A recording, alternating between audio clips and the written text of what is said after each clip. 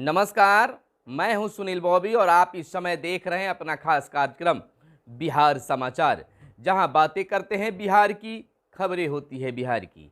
बिहार के खबरों के साथ साथ देश दुनिया में क्या कुछ चल रहा है या आपको हम बताने का काम करते हैं। दोस्तों, इस बार दीपावली में कई सालों बाद सूर्य ग्रहण का समय बना है, इसलिए यह दीपावली खास माना जा रहा है। दीपावली को लेकर तमाम व्यूअर्स को हार्दिक बधाई और शुभकामनाएं। बिहार में इन दिनों राजनीतिक बिल्कुल गरमाई हुई है। एक तरफ जहां चर्चा है कि बिहार के मुख्यमंत्री नीतीश कुमार यानी जदयू एक बार फिर से भाजपा के साथ जा सकती है। यह चर्चा जो है जीतनराम मांझी के बयान के बाद शुरू हुआ है, लेकिन बिहार के मुख्यमंत्री नीतीश कुमार ने इस चर्चा पर फिलहाल विराम लगाया है और सूरज जो अभियान चलाया जा रहा है, प्रशांत किशोर का जो बयान आया है उन पर बिहार के मुख्यमंत्री नीतीश कुमार ने साफ कहा है कि वो ऐसे ही बोलते रहते हैं, उससे कोई लेना देना नहीं है और ऐसी कोई बात नहीं है। लेकिन दूसरी ओर भाजपा की ओर से भी यह बयान आया है कि कुछ भी हो जाए भाजपा के साथ भाजपा में नीतीश कुमार नहीं जा सकते हैं, भाजपा के साथ नहीं जा सकते हैं। भाजपा के एक नेता ने इतना तक कह दिया कि मुझसे अगर पार्टी पूछेगी तो हम तो साफ शब्दों में कहेंगे कि नहीं, हर बार धोखा के बाद फिर से नीतीश कुमार को वापस लाना ठीक नहीं होगा। तो दोनों तरफ से बयानबाजी जारी है, लेकिन क्या सत्य है यह फिलहाल नहीं बताया जा सकता है, कहा नहीं जा सकता है। लेकिन कुछ लोगों की अगर बात माने तो एक बार फिर से बिहार के मुख्यमंत्री नीतीश कुमार महागठबंधन में असहज महसूस कर रहे हैं। लेकिन फिलहाल साफ साफ कुछ दिख नहीं रहा है। दोनों यानी कि बिहार के मुख्यमंत्री नीतीश कुमार और डिप्टी सीएम तेजस्वी यादव एक ही मंच पर दिख रहे हैं, साथ साथ भी दिख रहे हैं, लेकिन अटकलों का बाजार गर्म है। यानी कि यही कहा जा रहा है कि एक बार फिर से भाजपा के साथ जा सकते हैं बिहार के मुख्यमंत्री। अब देखिए छठ बाद क्या होता है।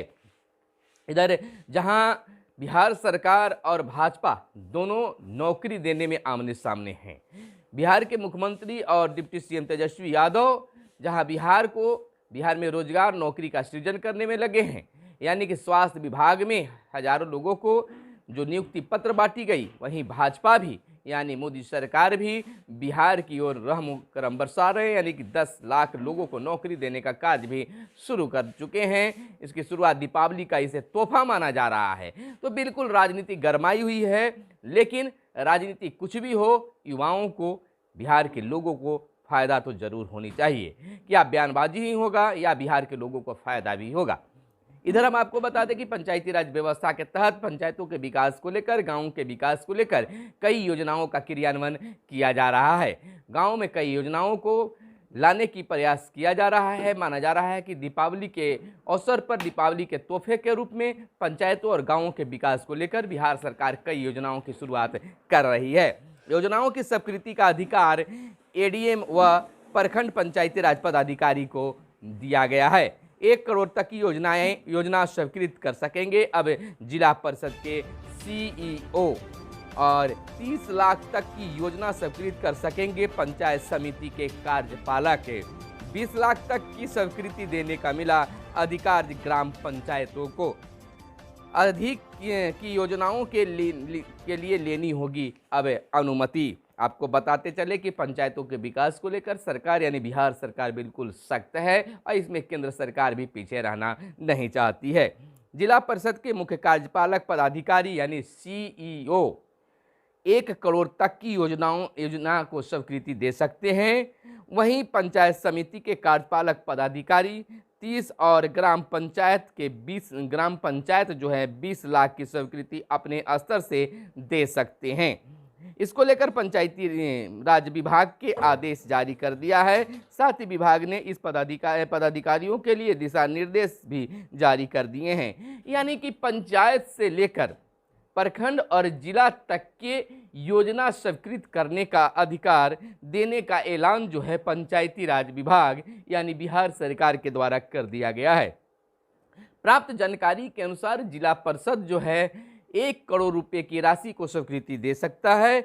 और वहीं अगर प्रखंड पंचायत समिति की बात कर लें, प्रमुख साहब की बात कर लें, तो वह 30 लाख की योजनाओं की स्वीकृति दे सकते हैं। पंचायतों का अधिकार 20 लाख तक के स्वीकृति देने का है। अगर पंचायत, प्रखंड या जिला इससे ज़्यादा राशि की स्वीकृति देना चाहती है तो इसको लेकर खास आदेश लेना पड़ेगा। आपको बता दें कि विभाग ने इन पदाधिकारियों के लिए सभी दिशा निर्देश जारी कर दिए हैं। योजनाओं की स्वीकृति लेने के पहले कौन कौन सी बातों का ख्याल रखना है, इन तमाम चीज़ों का निर्देश जारी किया गया है। बताते चले कि मुख्य कार्यपालक पदाधिकारी और कार्यपालक पदाधिकारी के रूप में योजनाओं की स्वीकृति देने का अधिकार 1 सप्ताह पहले ही जिला स्तर पर एडीएम और प्रखंड समिति में प्रखंड पंचायती राज पदाधिकारी को मिला है। बड़ी खबर एक और निकल कर आ रही है कि सूखा प्रभावित परिवारों को दी जा रही है मदद। मुख्यमंत्री नीतीश कुमार ने कहा है कि सूखा प्रभावित के सभी गांवों, टोलों और बसावटों के प्रभावित पंचायत परिवारों को विशेष सहायता दी जा रही है। खुशी की बात यह है कि आज इसकी शुरुआत, बीते दिन इसकी शुरुआत कर दी गई है। इससे प्रभावित परिवारों को विशेष सहायता राशि प्राप्त कर सकेंगे और उन्हें राहत मिलेगी। इधर राज्यपाल ने जन्मदिन पर गृह मंत्री को दी बधाई, यानी कि बिहार के राज्यपाल ने भारत के गृह मंत्री अमित शाह को उनके जन्मदिन पर बधाई दी है। राजद ने रोजगार मेला पर उठाए सवाल। राजद के प्रवक्ता चितरंजन गगन ने रोजगार मेले पर सवाल उठाया है। कहा कि भाजपा नेताओं की बिहार में दिए गए नियुक्ति पत्र के आंकड़ों को जिलावार सार्वजनिक करना चाहिए। दिवाली की नेता प्रतिपक्ष ने दी है शुभकामनाएं। दीपावली के अवसर पर नेता प्रतिपक्ष जो हैं विधानसभा व विधान परिषद के नेता प्रतिपक्ष क्रमशः विजय कुमार सिन्हा और सम्राट चौधरी ने राज्यवासियों को धनतेरस और दीपावली की बधाई दी है। बेरोजगारी दर बढ़ने पर भाकपा ने जताई है चिंता और रजिस्ट्री कार्यालय में खुली दीदी की रसोई, यानी कि दीदी की अब रसोई अब जो है रजिस्ट्री कार्यालय में भी खोल दी गई है। पीयू छात्र संघ चुनाव के लिए मतदाता सूची जारी कर दिया गया है और 184 सिंचाई परियोजनाओं पर लगी है मुहर। हर खेत को पानी पहुंचाने की बात। 173 करोड़ होंगे इन परियोजनाओं पर खर्च और 21,956 हेक्टेयर क्षेत्र में होगा सिंचाई क्षमता का सृजन। सभी परियोजनाएं वर्ष 2022-23 में पूरी कर ली जाएगी। लघु जल संसाधन विभाग को मिली है बड़ी जिम्मेवारी। बिहार में काम के बदले हो रही है राजनीति, आर.के. सिंह ने कहा है। केंद्रीय मंत्री का यह बयान है। केंद्रीय ऊर्जा मंत्री आर.के. सिंह ने बिहार सरकार पर तंज कसते हुए कहा है कि बिहार में काम के बदले राजनीति हो रही है। इधर पीएम रोजगार मुहैया कराने को संकल्पित है। रालोजप्पा अध्यक्ष केंद्रीय खाद्य प्रसंस्करण उद्योग मंत्री पशुपति कुमार पारस ने कहा है कि प्रधानमंत्री नरेंद्र मोदी का रोजगार मुहैया कराने का संकल्प युवाओं के लिए हितकारी है। और इधर बच्चों की काउंसलिंग पर मिला राष्ट्रीय पुरस्कार। 40,000 स्कूली बच्चों की काउंसलिंग की गई थी। और इधर सूचना लिंक करने में सहायक और डीए केस में जेई गिरफ्तार हुआ है। 15,000 लेकर सचिवालय सहायक ने जेई को दी थी छापेमारी की सूचना।